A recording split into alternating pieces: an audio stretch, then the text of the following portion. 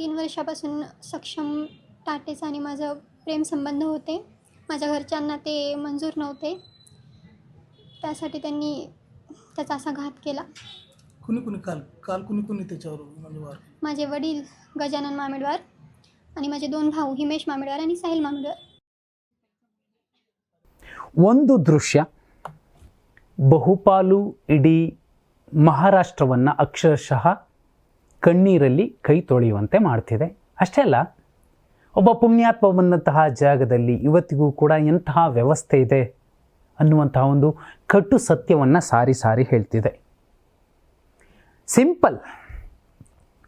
ಸಾಕ್ಷಂ ತಾಟೆ ಅನ್ನುವಂತಹ 24 ವರ್ಷದ ಹುಡುಗ, ಅಂಚಲ್ ಅನ್ನುವಂತಹ 21 ವರ್ಷದ ಹುಡುಗಿ. ಆ ಹುಡುಗಿಯ ಅಣ್ಣನ ಜೊತೆಯಲ್ಲಿ ಸಾಕ್ಷಂಗೆ ಸ್ನೇಹ ಇತ್ತು, ಹೋಗ್ತಿದ್ರು ಬರ್ತಿದ್ರು, ಹುಡುಗಿ ಬಗ್ಗೆ ಒಂದು ಅಫೆಕ್ಷನ್ ಇತ್ತು. ಅದು ಉತ್ಕಟ ಪ್ರೇಮವಾಗಿ 3 ವರ್ಷ ಮುಗಿದಿತ್ತು. ಇಬ್ಬರೂ ಕೂಡ ಪ್ರೀತಿಸ್ಕೊಳ್ತಿದ್ರು. ಆ ಪ್ರೀತಿಯ ವಿಚಾರ ಇದೇ ಅಂಚಲ್ ಅವರ ಮನೆಯಲ್ಲಿ ಗೊತ್ತಾದ ಮೇಲೆ ಏನೆಲ್ಲ ರಾದ್ದಾಂತ ಆಯಿತು.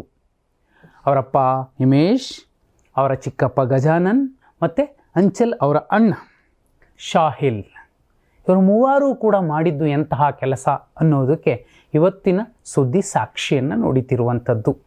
ಅವರಿಬ್ಬರು ಎಷ್ಟು ಕ್ಲೋಸ್ ಇದ್ದರು, ಎಷ್ಟು ಪ್ರಾಣಕ್ಕಿಂತ ಹೆಚ್ಚಾಗಿ ಪ್ರೀತಿಸ್ಕೊಳ್ತಿದ್ರು ಅಂದರೆ ಎರಡೂ ಮನೆಗಳಲ್ಲಿ ಅವರು ತೆಗೆದುಕೊಳ್ತಿದ್ದಂಥ ಫೋಟೋಗಳು ಸಾಕ್ಷಿ ನೋಡುತ್ತಿದೆ. ಒಂದು ಫೋಟೋ ನೀವು ನೋಡಬಹುದು,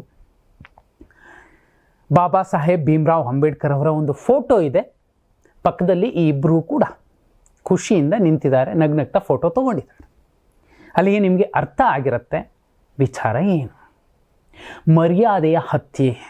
ಆ ಹುಡುಗಿಯ ಕಡೆಯವರು ಕೊಂದಿಲ್ಲ, ಬದಲಾಗಿ ಆ ಹುಡುಗಿಯನ್ನು ಪ್ರೀತಿಸಿದ ಕಾರಣಕ್ಕೆ ಆ ಹುಡುಗನನ್ನು, ಸಾಕ್ಷಂ ಟಾಟೆಯನ್ನು ಅಲ್ಲಿನ ನಾಂದೇಡ್ನ ಪ್ರಕರಣ ಆಯಿತು. ಮಹಾರಾಷ್ಟ್ರದ ನಾಂದೇಡ್ನ ಪ್ರಕರಣ. ಓಲ್ಡ್ ಗಂಜ್ ಅನ್ನುವಂತಹ ಒಂದು ಏರಿಯಾ ಇದೆ. ಮೊದಲು ಮನೆಗೆ ಹೋಗ್ತಾರೆ, ಮನೇಲಿ ಅವನನ್ನು ಹುಡುಕ್ತಾರೆ, ಅಲ್ಲಿರೋದಿಲ್ಲ. ಆತ ಬೀದಿಯಲ್ಲಿ ಫ್ರೆಂಡ್ಸ್ ಜೊತೆಲಿ ನಿಂತಿರ್ತಾನೆ. ಮೊದಲಿಗೆ ಶೂಟ್ ಮಾಡ್ತಾರೆ. ಒಂದು ಗುಂಡು ಅವನ ಎದೆಯನ್ನು ಹೊಕ್ಕುತ್ತೆ. ಆ ನಂತರದಲ್ಲಿ ಅವರು ಎಷ್ಟರ ಮಟ್ಟಿಗೆ ಕ್ರೌರ್ಯವನ್ನು ಮೆರೆದ್ರು ನಡು ಬೀದಿಯಲ್ಲಿ ಅಂದರೆ, ಕಲ್ಲು ತಗೊಂಡು 3 ಜನ ಅವನ ತಲೆಯನ್ನು ಜಜ್ಜುತ್ತಾರೆ. ಆ ಜಜ್ಜಿದ ರೀತಿ ಹೇಗಿದೆ ಅಂದರೆ, ಸುಮಾರು 20 ಪೀಸ್ಗಳು ಒಂದು ತಲೆ ಆಗುತ್ತೆ. ಅಂದರೆ ಅವರಿನ್ನೆಂತಹ ಕಟುಕರು, ಮನುಷ್ಯತ್ವವನ್ನು ಮರೆತವರು, ನೀಚರು, ರಾಕ್ಷಸರು ಅನ್ನೋದಕ್ಕೆ ಸಾಕ್ಷಿ ಕೂಡ ಆ ಬ್ರೂಟಾಲಿಟಿ. 27 ನವೆಂಬರ್ ಈ ಪ್ರಕರಣ ಸಂಜೆ 6 ಗಂಟೆಗಾಗುತ್ತೆ. ಆ ನಂತರದಲ್ಲಿ ಪೊಲೀಸರು ಅವರವರ ಕೆಲಸಗಳನ್ನು ಮಾಡ್ತಾರೆ. ಆದರೆ ಆ ಹುಡುಗ ಸಾಕ್ಷಂ ಟಾಟೆಯ ಸಂಸ್ಕಾರದ ದಿನ ಈ ಹೆಣ್ಣು ಮಗಳು ಮನೆಯಿಂದ ನೇರವಾಗಿ ಬರ್ತಾಳೆ. ಅಂಚಲ್ ಬಂದ ಕೂಡಲೇ ಅವನ ಮನೆಗೆ ಹೋಗ್ತಾಳೆ. ಅವನ ಮೃತ ದೇಹದ ಇದರಲ್ಲಿ ಪಾರ್ಥಿವ ಶರೀರದ ಮುಂದೆ ಕಣ್ಣೀರಾಗ್ತಾಳೆ, ಗೋಳಾಡ್ತಾಳೆ. ವಿಡಿಯೋದ ಆರಂಭಕ್ಕೂ ಮುನ್ನ ಆಕೆ ಮಾತಾಡಿದ ಮಾತುಗಳನ್ನು ಕೇಳಿಸ್ಕೊಂಡ್ರಿ. ಅಲ್ಲೇ ನನ್ನ ಪ್ರೇಮಿಯನ್ನು ನೀವು ಕೊಲ್ಲಬಹುದು, ಆದರೆ ಪ್ರೇಮವನ್ನು ಕೊಲ್ಲೋದಕ್ಕಾಗೋದಿಲ್ಲ, ನಾನು ಅವನ ಜೊತೆಯಲ್ಲಿ ಶಾಸ್ತ್ರೋಕ್ತವಾಗಿ ಮದುವೆ ಆಗ್ತೀನಿ ಅಂತ ಅಲ್ಲಿದ್ದಂತಹ ಅರಿಶಿಣವನ್ನು ಕೆನ್ನೆಗಚ್ಕೊಂಡು ಕುಂಕುಮವನ್ನು ಹಚ್ಕೊಳ್ತಾಳೆ. ಇನ್ನು ಮುಂದೆ ನನ್ನ ಗಂಡ ಸಾಕ್ಷಂ ಟಾಟೆ, ಅದೇನು ಮಾಡ್ತಿರೋ ಮಾಡ್ಕೊಳ್ಳಿ ಅನ್ನುವಂತಹ ಸವಾಲನ್ನು ಎಸ್ತಿರುವಂಥದ್ದು.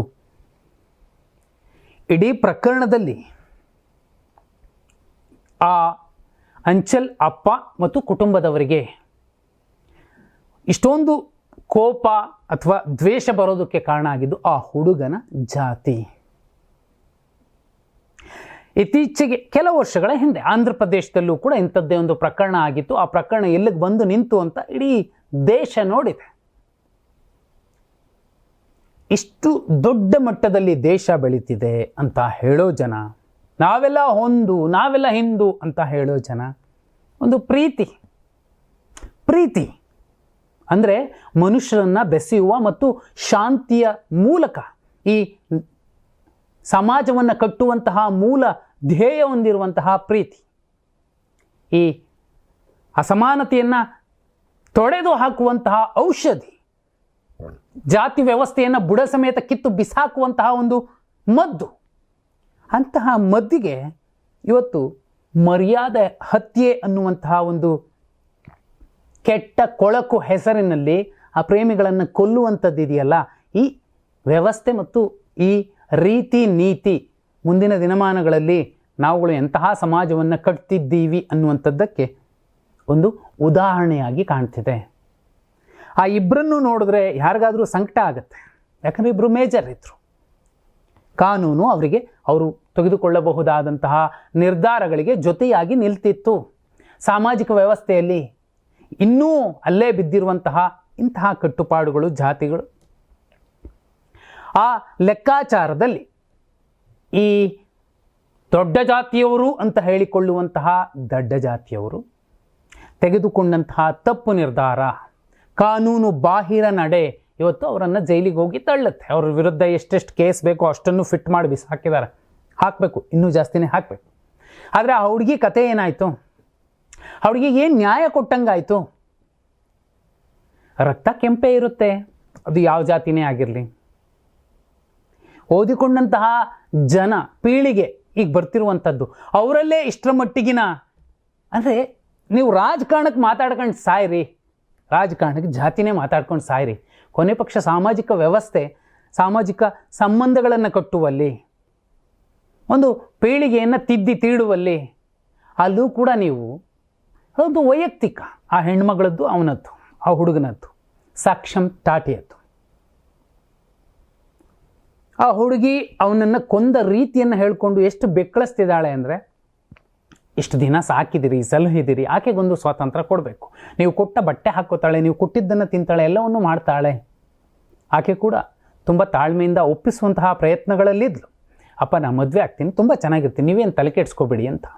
ಆದರೆ ಆ ಒಂದು ಮನವರಿಕೆ ಮಾಡಿಕೊಡೋದಕ್ಕೆ ಮುಂಚೆಯೇ ಅವರ ಚಿಕ್ಕಪ್ಪ ಹೇಳಿಕೊಟ್ಟ ರೀತಿಗೆ, ಅವರ ಅಣ್ಣ ಕೊಟ್ಟ ಸಾತಿಗೆ ಆ ಅಂಚಲ್ ಅವರ ಅಪ್ಪ ಕೂಡ ಇಲ್ಲಿ ಭಾಗಿಯಾಗಿ ಈಗ ಕೊಂದು ಅತ್ಯಂತ ಕ್ರೂರವಾಗಿ ಸಾಕ್ಷಂ ಟಾಟಿಯನ್ನು ಮುಗಿಸಿದ್ದಾರೆ. ಆ ರಕ್ತ ಮೆತ್ತಿಕೊಂಡ ಕೈಗಳಲ್ಲೇ ಈಗ ಜೈಲಿಗೆ ಹೋಗಿದ್ದಾರೆ. ಮತ್ತೆ ಬಂದು ಅವರು ಮಗಳಿಗೆ ಯಾವ ನ್ಯಾಯ ಕೊಡ್ಲಿಕ್ಕೆ ಸಾಧ್ಯ ಆಗುತ್ತೆ?